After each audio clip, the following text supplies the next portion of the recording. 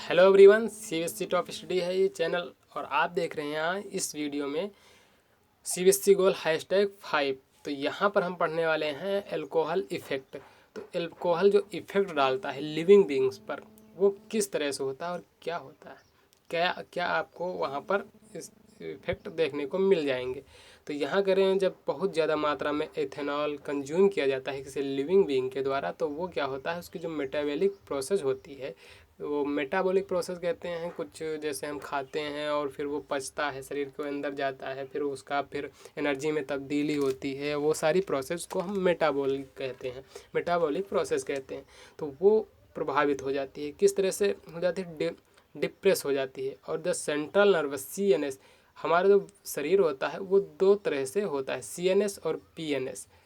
ये CNS होता है ब्रेन और रीढ़ की हड्डी।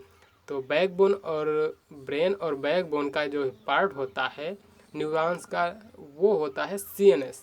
और PNS होता है इसको छोड़ के बाकी पूरे शरीर का जो न्यूरल सिस्टम है वो सारा होता है PNS। तो जो CNS पार्ट है अर्थात हमारा ब्रेन और रीढ़ की हड्डी ये जो मिलके बनाते हैं पूरा न्यूरल सिस्टम, उसको CNS कहते हैं। तो ये जो है प्रभावित हो जाता है इस कंजप्शन से, एथेनॉल के कंजप्शन से, शराब पीने से।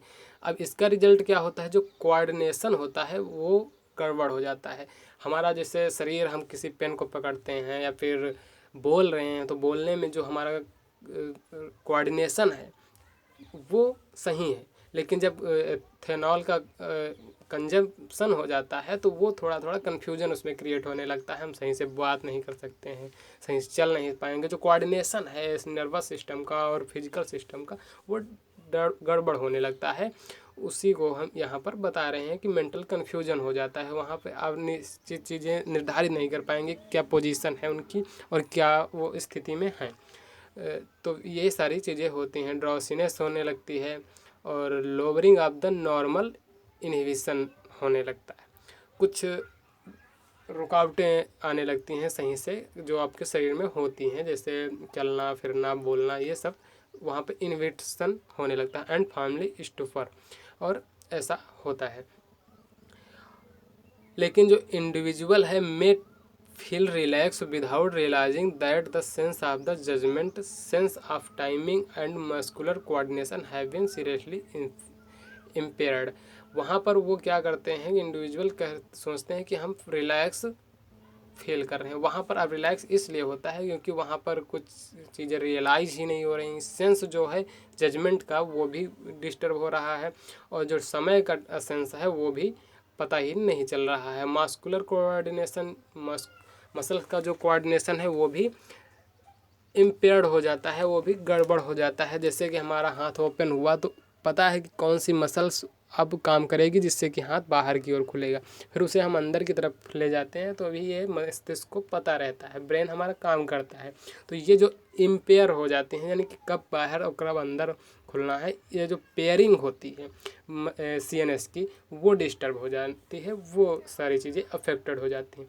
अब इसी तरह एथेनॉल की तरह intake of methanol in very small quantity, अगर मेथेनॉल का हम इंटेक करते हैं स्मॉल क्वांटिटीज में तो ये क्या होता है, डेथ को कॉज होता है। ये विषैला होता है, जहरीला होता है मेथेनॉल। एथेनॉल तो कुछ अगर थोड़ा बहुत कंजप्शन होता है तो वो तो केवल ये सारी प्रॉब्लम्स हैं जो ये करता है, लेकिन जो मेथेनॉल होता है ये तो डेथ कॉज करता है, ये बहुत ही हानिकारक होता है। और methanol is oxidise to methanol in liver, जो मेथेनॉल होता है वो ऑक्सीडाइज होता है लीवर के अंदर।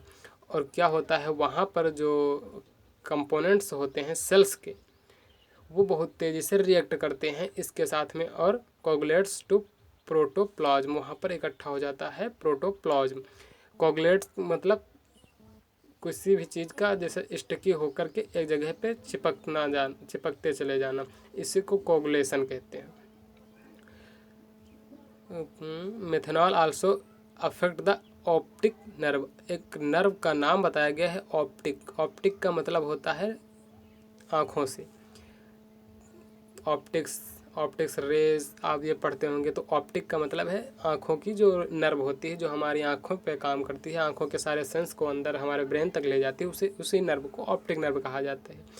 तो ये भी ब्लाइंडनेस की ओर अफेक्टेड करती है, हमें उस नर्व को प्रभावित करती है। Ethanol is an important industrial solvent. अब इथेनॉल का प्रोडक्शन होता है सॉल्वेंट के रूप में। इंडस्ट्रियल सॉल्वेंट की बहुत से ऐसे चीज़ें होती हैं जो इथेनॉल में सॉल्वेंट के रूप में उपयोग की जाती हैं, और फिर उनका उपयोग किया जाता है अन्य प्रोडक्शन की चीज़ें जो भी तैयार करी जाती हैं। अब इसको प्रिवेंट करते हैं मिस यूज के लिए। तो क्या होता है, कुछ इंडस्ट्रीज फॉर इंडस्ट्रियल यूज।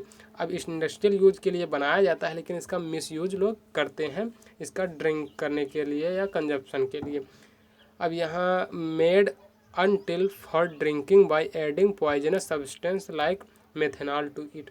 अब यहाँ तक इस तरह से मिसयूज इसका करते हैं कि उसमें मेथेनॉल मिला लेते हैं और पॉइजनस हो जाता है, जिससे कई लोगों की मौत भी हो जाती है। आप ऐसा न्यूज़ में सुनते होंगे। अब डाई जो होती हैं कलर वाली, वो जो डाइज होती हैं वो भी ऐड की जाती हैं अल्कोहल में, जैसे alcohol blue, so that it can be identify easily, जिससे कि इनका आइडेंटिफाई हो सके आसानी से। This is called denatured alcohol. इसे हम कहते हैं डीनेचर्ड एल्कोहल। तो ये बात हो गई अल्कोहल के बारे में कि इसका जो अफेक्ट होता है मानव शरीर पर वो क्या क्या होता है, और इसका जो इसी का इक्वल जो इसका भाई है एथेनॉल का मेथेनॉल, ये तो बहुत ही खतरनाक होता है मेथेनॉल, ये तो जानलेवा भी होता है।